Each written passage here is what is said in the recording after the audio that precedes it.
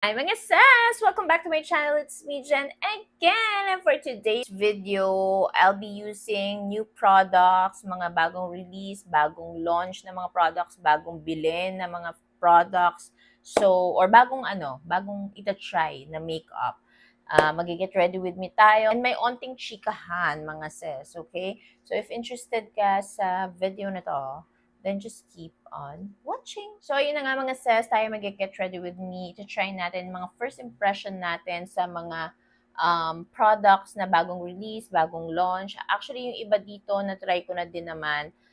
Sasabihin ko lang din yung mga thoughts ko about them. So, tara, mag-start na tayo. So, first, this is Happy Skins. Anong pangalan nito? Flexi Face Brush.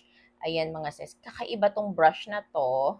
Ganyan siya. And nako-close open siya. Like that. Ganyan talaga siya. Then, when you wanna open it, ayan. Ganyan. Tapos, ikinembrar, ganyan-ganyan mo daw siya. So, ito, hindi pa ako nakatry ng ganitong brush. But, I saw this type of brush na sa, anong brand ba yon? Wait. Basta yun na brand. Nakalimutan ko. Ilalagay ko na lang dito pag naalala ko. Basta may isang brand na nag-release nitong gantong brush, international.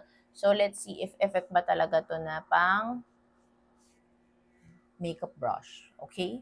So, ito-try na natin siya mga sis. Ang gagamitin ko is yung Happy Skin Stay Fresh Blurring Skin Tint.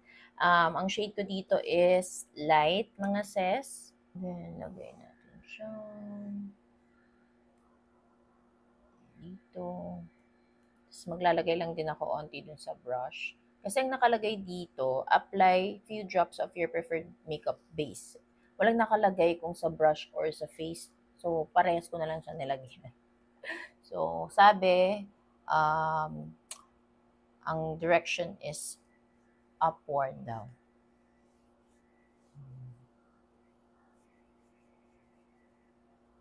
Wow. Hindi ako sanay ng isang stroke lang. So, gumaganyan. Nagdo-double ano ako. Pero ganyan siya. For on the go lang talaga to. Oh. Mabilis ang kineme, di ba?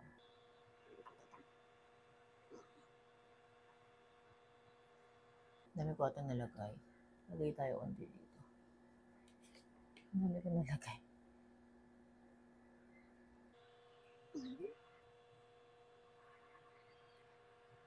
Pero yun, ang smooth niya pag naano mo na.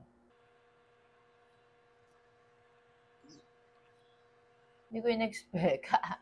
In fairness, scary siya mga sis. So, dun tayo sa kabila naman. Pero ang problem ko dito, hindi ba mahirap siyang linisin?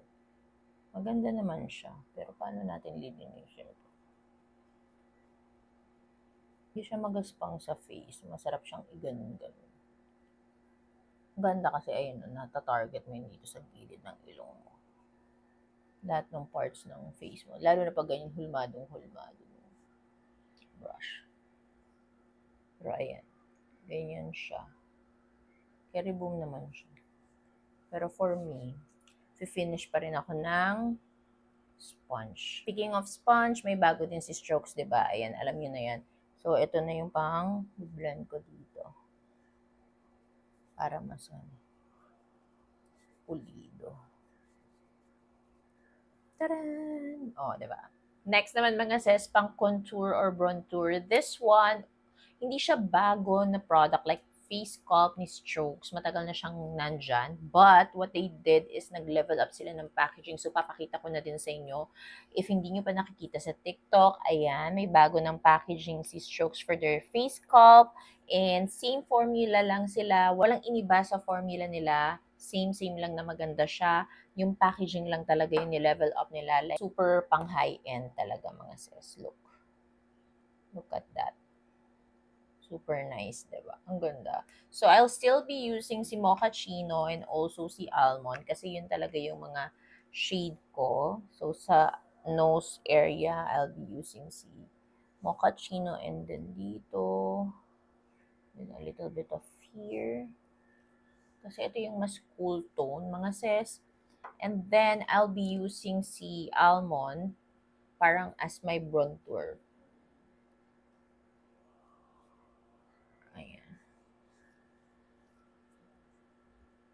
Very nice product and ang ganda na ng packaging. Like, ginawa nilang high-end feels na talaga. Like, yung formula nila pang high-end na, tapos yung packaging pa pang high-end din. Ano na lang, 'di ba? Sobrang ganda.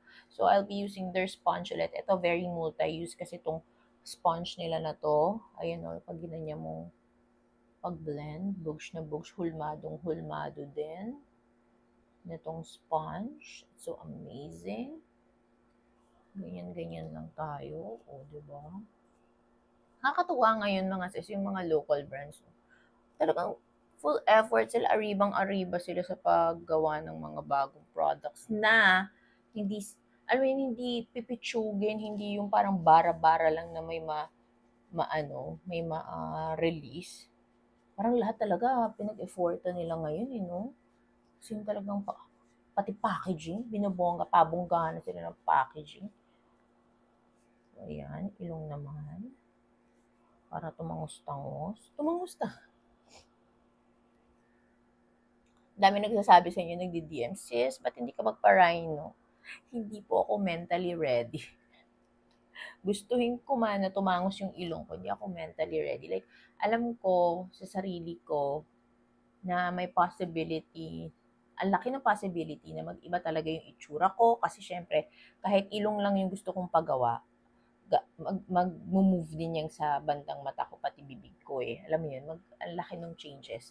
Tapos pangalawa, maano kasi, sensitive talaga yung skin ko. So, hindi ko sure paano kapag sa akin mag-keloid siya or sa akin baka mamaya mag-issue or problem.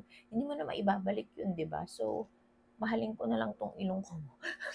Kung takot naman ako mentally talaga. So, alam mo yun. Pero I have nothing against sa mga nagpaparhino ha. Kasi syempre, di ba, kung mas gusto mo yun and mas magiging confident ka, why not coconut? And kung physically, mentally, and financially prepared ka, bush, di ba?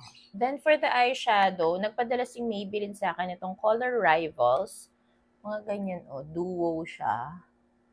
Then, ito pa, ganyan.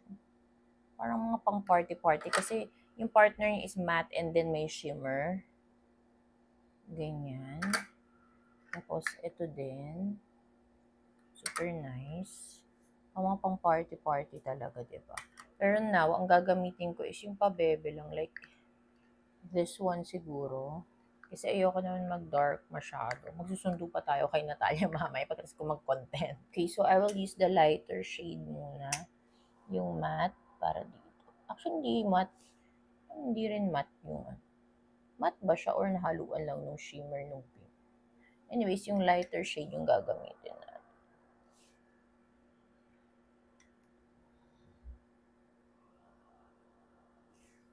Ganyan lang.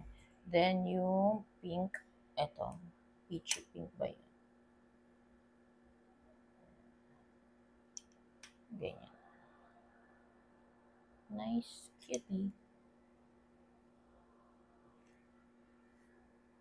Ayan. Ganyan lang tayo. Pabebe lang tayo today. Then, for the blush, I'll be using yung bagong product ni Lucky Beauty. This is their Ethereal Liquid Pigment. Yung flush, yung gagamitin natin in the shade Fling.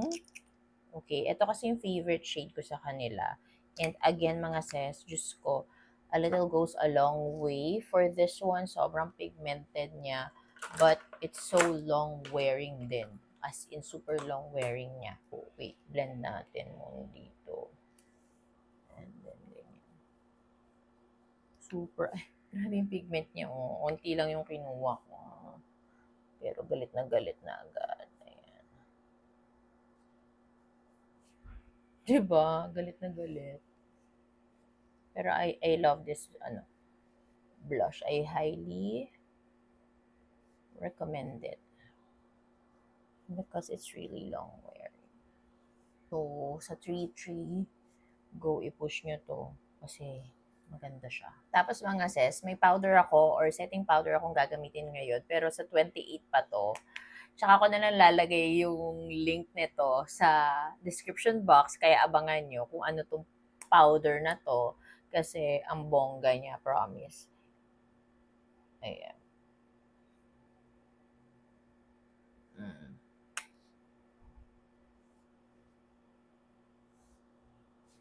'Diba? Local brand 'to mga sis. Hindi ko pa pwedeng pakita ngayon, pero bukas, ilo-launch to. So, abangan nyo na lang, okay? Binitin ko pa kayo eh. Pero lalagay ko yung link nito, promise, sa description box. Abangan nyo. Setting and finishing powder siya.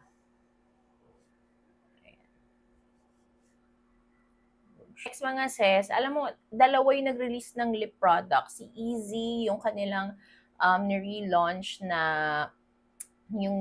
nilang Solar Balm, and also Stevian, nag-release din sila ng lip balm. They call it She Balm. So, for Easy, meron silang natural and glow finish, 'di ba? And may bagong shades din sila nun. So, ganyan yung kay Easy. Super ganda na nung bagong packaging nila. For natural finish, frosted yung packaging. Then for the glow finish, ganyan, transparent lang siya. Ayan, super nice. Ang ilalagay ko sa lips ko ngayon, para lang makita nyo, is si Prim. Isa to sa mga bago nila. Actually, mas prefer ko pa rin yung glow finish compared sa natural. Si natural nag-improve na. Not like before na parang magaspang and super drying ni natural. Finish ngayon, mas okay na talaga siya. Pero mas doon pa rin ako sa glowy, glossy finish nila kasi alam niyo naman, glossy girl ako. And ang shade na nirelease nilang dalawa na bago is si Prim and also si Jam. Si Jam, super favorite ko. Nasa bag ko pa sa baba. So sorry. Hindi ko malalagay sa lips ko ngayon. But I'll be putting si Prim para makita nyo mga sis. Super nice, hydrating, and the Solar Balms mga sis has SPF 30. Pang-protect talaga ng lips natin. Ayan. Super nice ni Prim. Diba? Super nice. Very magaan and very moisturizing and hydrating din niya mga sis. So, yeah. Again, ganito yung itsura ni natural. Etong si natural finish kasi, para siya sa mga boyfriend, husband, or sa mga girlies or sis natin na hindi mahilig sa glossy lip balm. Ayan, si natural finish yung para sa inyo. Now naman is yung kay Tevion. They call this She Balm. And amazables and very luxurious nung kanyang packaging kasi di magnet. Oh, sorry. Di magnet siya mga sis. Oh, sorry. Di ba? Very social. Tapos, ayan. Ganyan yung itsura niya. Ayan. Lips ko ngayon is si Miranda kasi siya talaga yung pinaka-favorite ko dito sa She Balm nila. Tapos, alam niyo ba mga sis, pag naamoy niyo siya, sobrang bango niya. Tapos very lightweight and super hydrating niya. Ayan. Ganda, diba? Ang ganda. I love it talaga to. Super nice. Tapos mga sis, alam niyo ba, nag-leave din siya ng stain sa lips pag mga ilang oras. Ang galing. Tapos hindi siya, yung stain na naiiwan, hindi mabilis matanggal. Kaya parang, alam mo yun, long wearing din siya. Oh my gosh, wag sis, ginamit ko to. Sorry naman, kasi pinakita ko sa TikTok kanina. Ito yung Dalba First Spray Serum. Ito yung pinag-iisipan kong bilhin sa ang tawag dito, nung nasa Japan ako, nagdadalawang isip ako kung worth it ba siyang bilhin. Tapos nung nakauwi na ako, ang dami nyo kasing nag-DM sa akin na, go sis, bilhin mo, ang ganda niyan, sobrang worth it, glowy, hydrating, and everything. Sobrang ganda. Puros ganun yung DM nyo. So sabi ko, shit, kailangan ko mabili. So bibili dapat ako sa Shopee or sa Lazada kasi meron naman nag-resell ng ganito. Or may Dalba na store din talaga sa mga online platforms. Pero nakita ko yung friend ko, pumunta siya ng Korea. So sabi ko, pasabay naman ito. Para fresh from Korea talaga, di ba? So ayan, ginamit ko siya. Kanina, yung parang nakahiwalay pa yung oil. Kasi meron siyang truffle kinemerut ata. So, shake ko lang siya. Tapos, nag-spray ako mga sis, ganyan na. Makikita nyo dun mamaya yung video ko kanina, di ba? Bago to.